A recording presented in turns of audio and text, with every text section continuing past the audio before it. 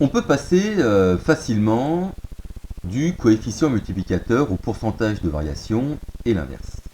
Alors, je le rappelle, le coefficient multiplicateur, c'est la valeur d'arrivée sur la valeur de départ. Ça nous permet de savoir par combien il faut multiplier quelque chose pour obtenir autre chose. Et le pourcentage de variation, je vous ai appris notamment que on pouvait le calculer ainsi. C'est le coefficient multiplicateur moins 1 fois 100. Le pourcentage de variation, je le rappelle, c'est ce qui nous permet de mesurer le changement de quelque chose par rapport à une situation de départ. Alors je reprends les chiffres qu'on avait sur l'exercice sur les notes.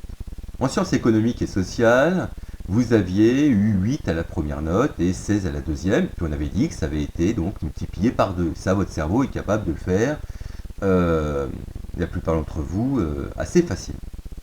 Maintenant, si j'applique ma formule, mon taux de variation ou mon pourcentage de variation, il va être égal à 2 moins 1 multiplié par 100.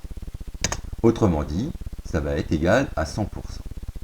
Donc, quand quelque chose est multiplié par 2, il augmente de 100%. Et vous verrez que quand quelque chose est multiplié par 3, il augmente de 200%. Et quand quelque chose est multiplié par 4, il augmente de 300%. Et puis on pourrait continuer comme ça indéfiniment, puisqu'il n'y a pas de limite aux chiffres, enfin aux données chiffrées qu'on peut avoir quand il y a des augmentations.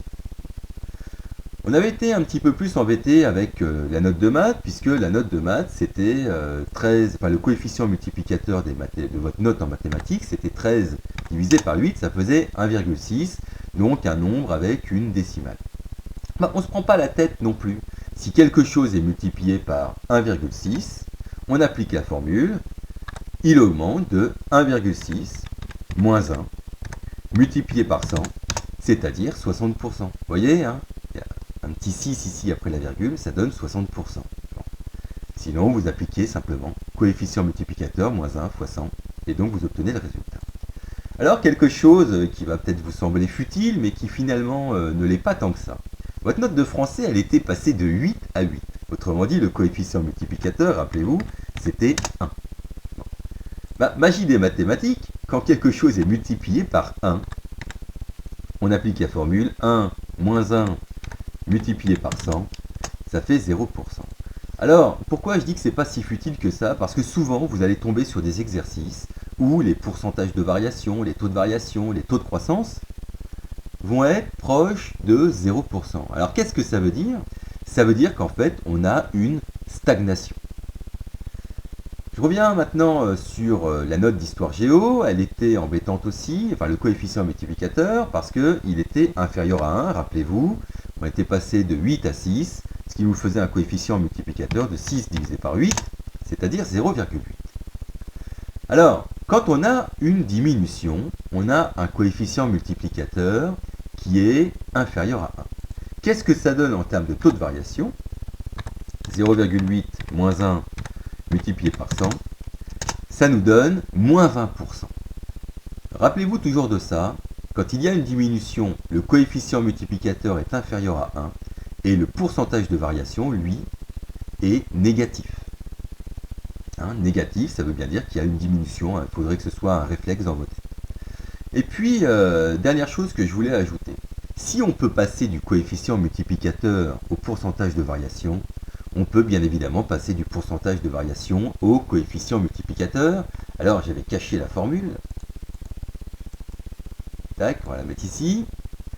Imaginons, j'ai rajouté la note de SVT, vous êtes passé de 8 à 12. Si j'applique ma formule traditionnelle du taux de variation, le taux de variation, c'est la valeur d'arrivée moins la valeur de départ sur la valeur de départ fois 100, c'est-à-dire 12 moins 8 divisé par 8, et le tout multiplié par 100. Ah, j'ai fait une erreur dans l'écriture, bon, enfin, vous l'a rectifié, ça fait 50%. Ma note de SVT, ou votre note de SVT, a augmenté de 50%. Maintenant, comment on passe de 50% au coefficient multiplicateur? On applique la formule. En fait, à partir de cette formule-là, je peux obtenir cette formule-là. Donc, si j'applique la formule, ça fait 50 divisé par 100. 50 divisé par 100, ça fait 0,5. Et je rajoute 1. Donc, je le fais. Tac. 50 divisé par 100. plus 1, ça fait 1,5. Autrement dit, la note de SVT a été multipliée par 1,5.